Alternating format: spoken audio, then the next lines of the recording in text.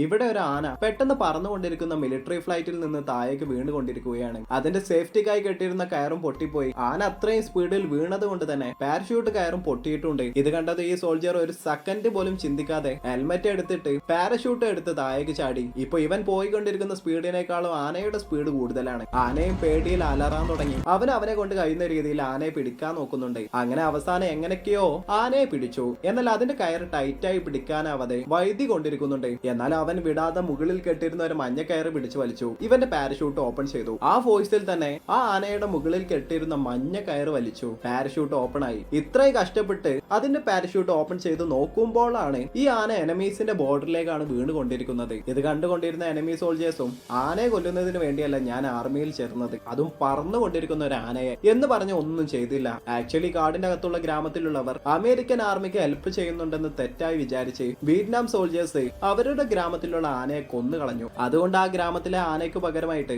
അമേരിക്കക്കാരാണ് ഈ ആനയെ അവർക്ക് ഗിഫ്റ്റായി കൊടുക്കുന്നത്.